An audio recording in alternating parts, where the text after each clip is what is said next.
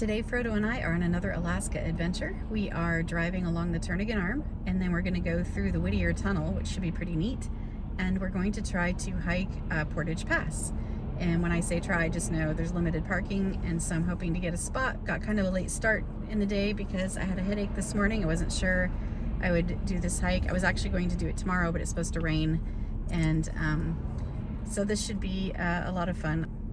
I'm going to put up the GoPro so I can show some of the Turnagain Arm, hopefully, as I drive along it, and then the tunnel as we go through it. The tunnel is especially interesting because it is shared by both cars and trains, and traffic is only allowed in one direction at a time, so you pay a fee, and there's a schedule, and they let you through. I think the tunnel is 2 miles. I'll put some more information in the description. And then the trail is going to be about 5 miles round trip. It's supposed to be a little steep in areas, and I have the Kurgo backpack along in case Frodo gets tired.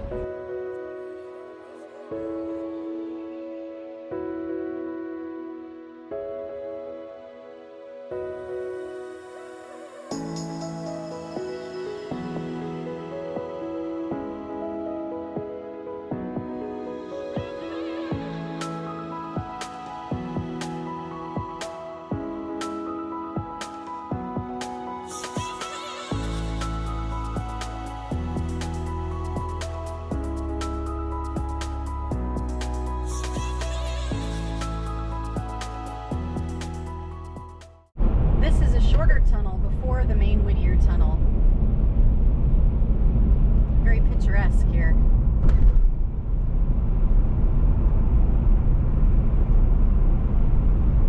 Waterfalls and glaciers.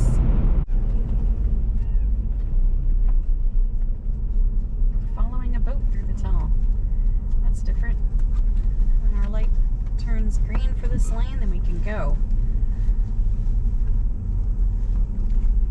Which I won't see because it's a boat in the way. Bummer. Well, bummer about the boat in front of us, but this is going to be amazing anyway. If you look ahead, you see this giant stony mountain, and we are going to drive straight through this mountain.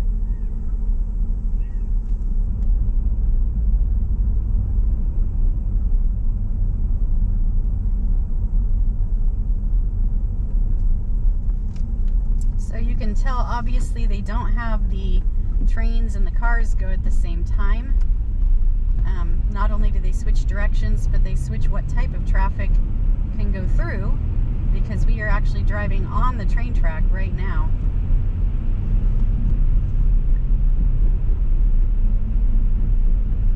Man, I forgot how like kind of claustrophobic this was. Actually, I did this once before. I wasn't driving. Cool.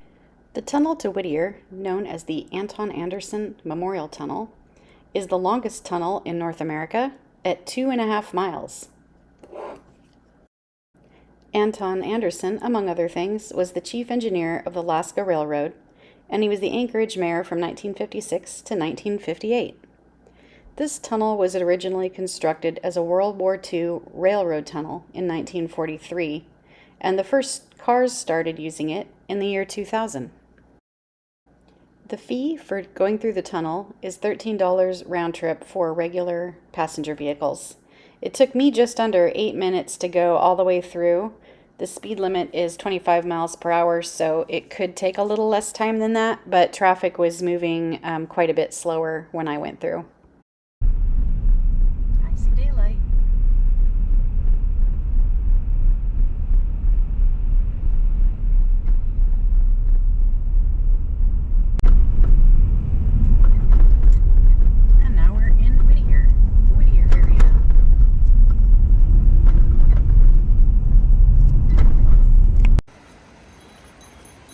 Beautiful right from the beginning of the trail.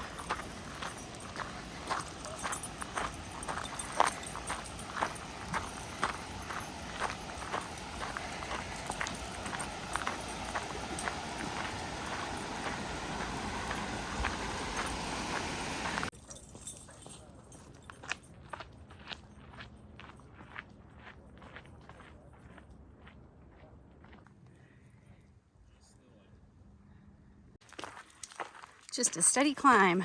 Frodo is pulling and pulling, but I think he's figured out he needs to pace himself. I've come about 0.42 miles and turned around. This is a view behind me. There's another glacier up here. Not sure which glacier that is. I've come 0.6 miles and I've gone up a little over 300 feet. And in this little nook, there is some snow. This is just a beautiful hike already. 0.71 miles, come up almost 450 feet now. There's a cruise ship there in the harbor in Whittier. And we are just going up still. And there's more up. We are almost to the top. The top of the pass should be at 1 mile, and then we can go down to the lake if we want, which means down and then climb back up. So then we'd have elevation gain both ways. That is my preferred way to do it on this hike, but we'll see how Frodo's doing.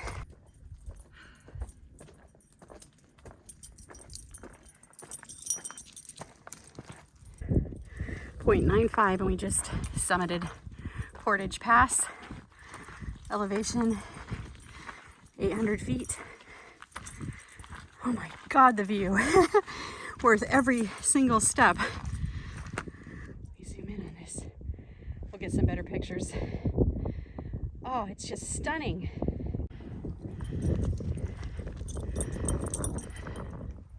I think with the clouds, it's even more dramatic.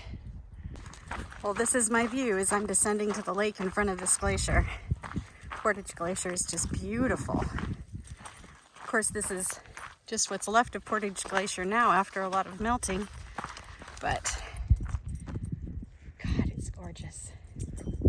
We're at 1.4 miles in, and this is not the glacier lake. It is a little tarn up above the edge of the glacier. But just wanted to show you the view. Sorry, I got hiccups. And there are waterfalls everywhere. I can just hear all these waterfalls echoing off the cliffs. The biggest one that I'm hearing is right over here. I don't know if we'll get a really great view of it, but wow. This is definitely paradise. We're at 1 3/4 miles, and we decided to go all the way down to the terminus of the trail, which is at the edge of the lake, I think, since we're out here. And this side is nice. The other side was a little steeper, followed a gulch up, so there's no real room for switchbacks to even out the elevation gain. But on this side, we've come out onto a broad bench, just surrounded by mountains and waterfalls and this glacier in front of us. So the slope is a little bit more gradual, which should be nice since we got to come back up it. Bears are a worry on this trail. There were 2 ladies that said they saw a bear today in the first 1/4 mile from the trailhead, which I did not see, and I'm kind of glad. I think that would make me nervous out here hiking solo in Alaska. But I did bring a can of bear spray. I can reach it easily if I need to.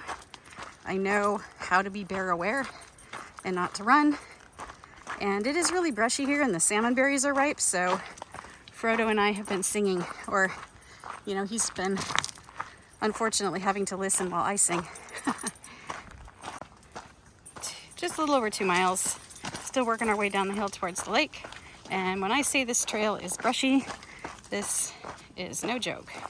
It's pretty much just touching your arms and legs the whole way, which is kind of cool because it kind of brushes away all the mosquitoes and flies. But if it was wet out, you would definitely want to be wearing some really good rain stuff so that you don't get drenched. Even if it's not actively raining, you would get completely drenched.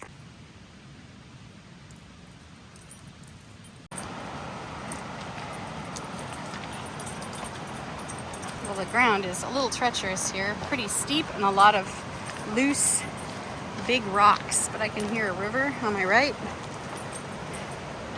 and I can see this glacier even better. I'm so excited to get down to the edge of this lake.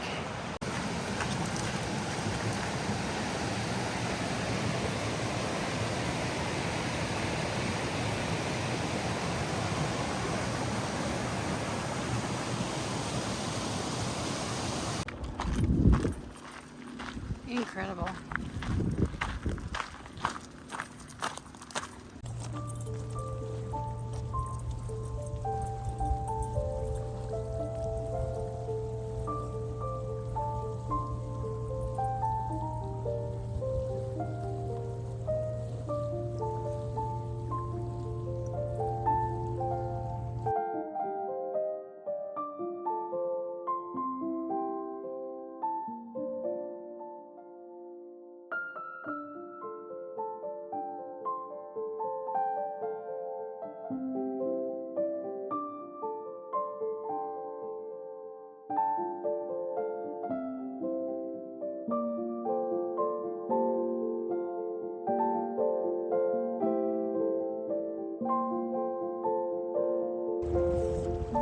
If you can't make the Portage Pass hike, you can always take the boat.